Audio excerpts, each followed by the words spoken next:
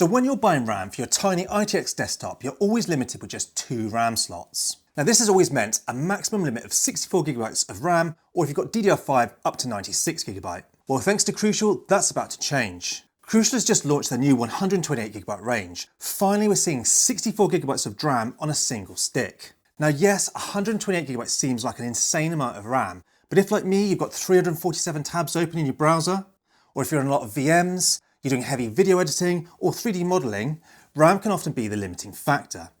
Now until now, you may have had to consider going for a bulky ATX tower just to get those 4 RAM slots that they get access to. But now you can cram 128GB of RAM in a PC as small as this. This Densium ITX PC is less than 5.5 litres, and I've been using it as my main gaming PC with this AMD 7800X3D processor and an RTX 4070 GPU. But the one thing I skimped on when I built this PC was just having 32GB of RAM. But as I've used this machine, I've realised I want it for more than just gaming. I love it so much, I take it everywhere with me. I want to use it for work and play. Now before I crack it open and put in 128GB of RAM, I just want to mention the RAM kits that Crucial have released. So they've got their entry-level 128GB, 5600 mega transfers a second UDIMM slots. As you can see, it's bare RAM. This is their cheapest 128GB kit they offer.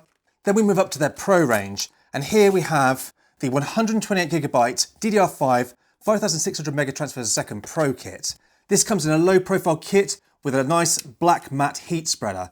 It's obviously two 64GB to give you that full 128GB to fit in your ITX machine. Now also they've got the gamers covered. These are up to 64GB kits, but these are their new Pro range of 6400 mega transfers a second, and they're also doing a 6000 mega transfers a second.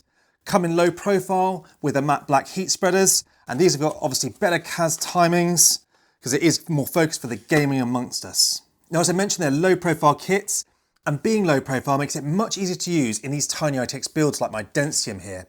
Also, all these kits are XMP3 for Intel and Expo for AMD ready. So let's crack open my little Densium and upgrade it to 128GB. Now with this Densium, despite it being such a tiny little PC, it's actually surprisingly easy to work on. So all I need to do is remove just these 4 screws here to remove the side panel, and then I can take out the old RAM. Now, obviously it takes a little bit longer having to unscrew the side panel, but one thing I love with this Densium is once it's all screwed in place, it's rock solid. And that is important because I do carry this everywhere with me. So let's just quickly take the side panel off. And as you can see, got access to my old RAM kits. Let's just get rid of that now. Bye 32GB. Now I'm going to take my 128GB kit and we're going to install this in our system. There goes one. Clicking it into place nicely. That is the machine upgraded. Now I'm going to leave the side panel off because I'm going to test also the 6400 in a bit as well. But let's just move over to my desktop. We're going to fire it up. We're going to enable the Expo because this is an AMD motherboard. Just quickly show you how that's done. Okay, so I've just powered on my machine. As it starts to boot back up, I'm going to hit delete to get myself into BIOS. Your motherboard might be different, but a lot of them is F1 or delete.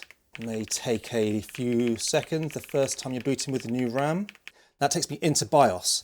Now, as you can see, currently Expo is disabled and you can see my new RAM kit is here installed. So I'm just going to literally enable Expo and we can see here DDR5 5600 with the correct timings for this kit. Now these aren't the fastest timings in the world like it would be on a gaming kit, but that is because we've got 64GB on each of the chips. Right, once we've changed that Expo to enabled, I'm going to save, so F10 to save on this motherboard. You'll see it's now changed on my timings from auto to the correct Expo timings, and I click OK. That's going to now boot us into Windows. All right, so we're up to desktop. Let's get ourselves in. Let's have a look. So bringing up Task Manager. So here we go, as you can see straight away, 128GB of memory. Obviously some of it's allocated to the onboard graphics. And as we look here at the speed, you can see it's 5600 mega transfers per second, which is what we're expecting from this kit. Now I'm going to run just a couple of benchmarks. So I'm just going to cut this here. I'm going to do this benchmarks on both this kit and the 6400, and then we're going to come back and take a quick look at the results. Okay, so I've literally tested Ada64, Geekbench 6 and Cyberpunk on the 5600 128GB kit and also the faster 64 gig 6400 gaming kit. Now surprisingly, the actual 5000 kit, despite being slightly slower, did hold up very well. In Geekbench 6, as you can see, scores are incredibly similar between them, with just a very slight lead to the actual 6400 kit as we would expect. And as you can see in Ada64, you can see there's much tighter timings as well as the faster RAM speed for that 6400 kit. Now when we put Cyberpunk on here, I've tested both of these and you're literally talking about 2 frames per second difference for the faster kit. So 105 frames per second, or nearly 106 on the slower kit and 107.3 on the faster kit. So as you can see, it is very slightly faster on the 6400 MHz kit. So if you're a gamer and you don't need 128GB, definitely buy the gaming kit.